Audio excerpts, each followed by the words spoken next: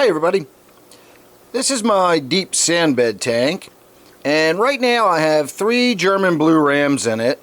I did have one in it before, and I never really got around to explaining whatever happened to it, so we can talk about that briefly in this video.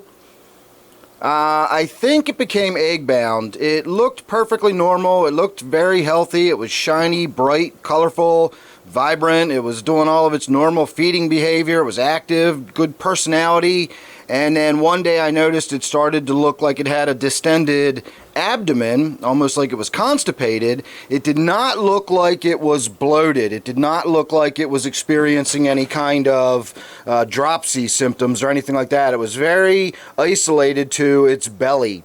And I decided that it was probably egg bound because it wound up going down into the bottom of the tank and starting to sort of dig a little burrow in the corner, and it created like a little cavity, almost like it was creating a nesting area or something.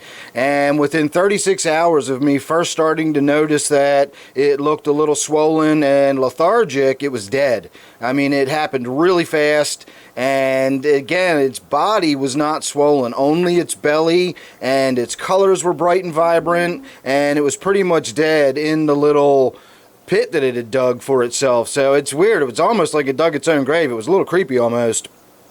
So I concluded that if it was egg bound, perhaps if I had a pair of them in there, I wouldn't have the same problem with it being egg bound. I don't know if that would honestly make a difference or not, but it was worth a shot. So I bought 3 of them this time. I got them once again at the PetSmart. I got the low budget, inexpensive models, and they're doing really well. I've got the 3 of them in here, and it really seems as though 2 of them have paired off, and one of them seems to be the odd fish out. And I was hoping for that exact scenario because I want to take the odd fish out and I want to put it upstairs in the tank that I keep set up for my wife to enjoy. So seems a little unusual now. I've just finished doing a water change. I got the tank looking nice and clean for the video here, and it seems to have disrupted their normal behavior a little bit. Well, now they seem to have paired off again. So you saw that one just come up. He's chasing that one away, and now we'll probably go right back down to where this other one is. And these two usually stay in fairly close proximity.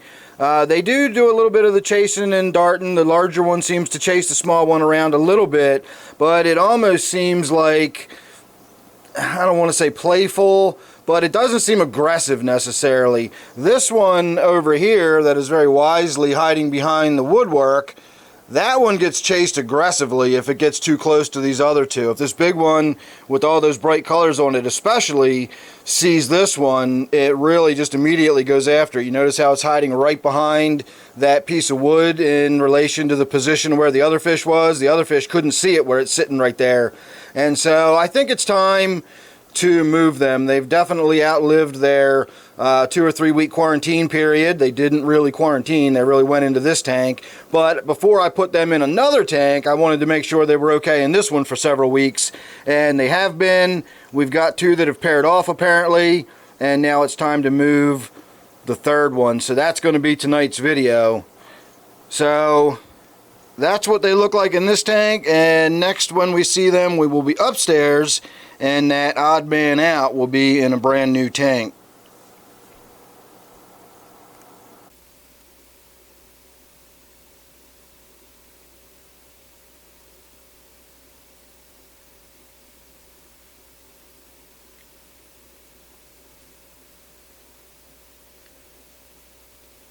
Alright everybody, there is a good look at it in its new tank. I've been waiting quite a while for it to creep out from underneath of its hiding place. It's a little freaked out right now. So I'm trying to be quiet, but it seems like it's calmed down. Its colors are still nice and vibrant. It does not seem unhappy about being in here at all. So far so good.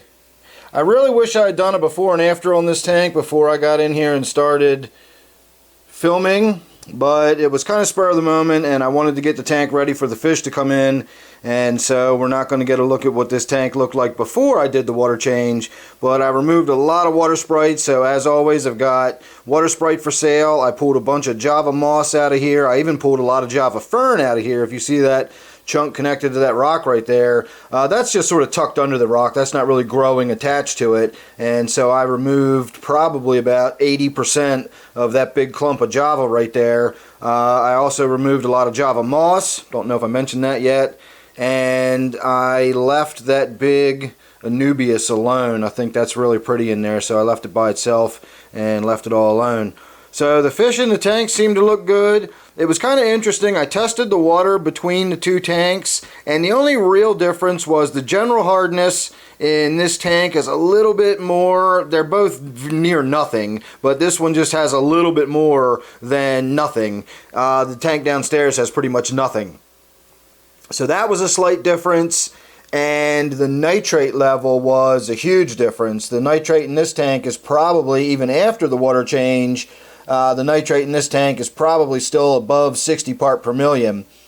And the tank they came from, or the fish came from, was probably sitting around 20 parts per million before I did the water change in that tank. So after the water change, it's probably down to about 10 parts per million in that tank.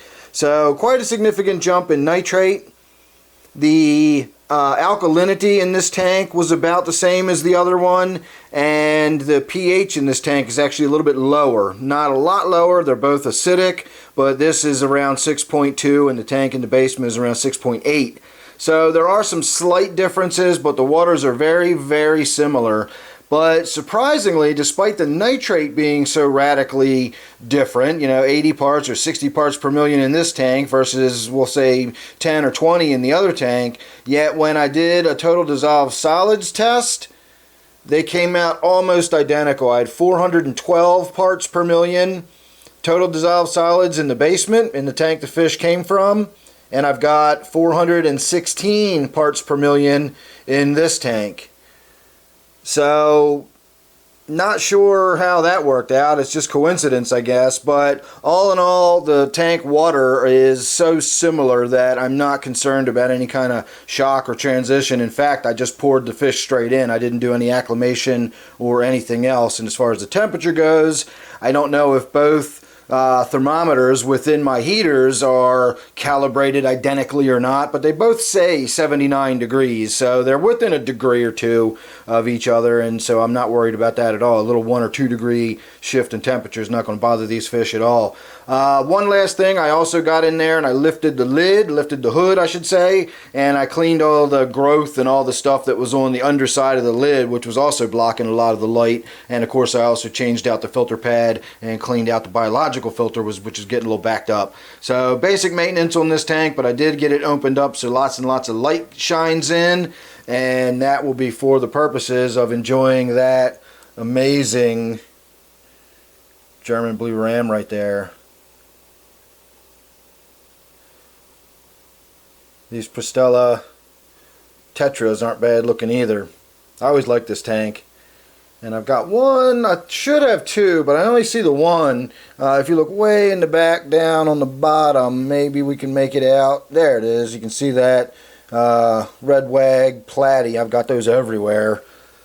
But I thought there was two of them in this tank, and I've only been seeing that one.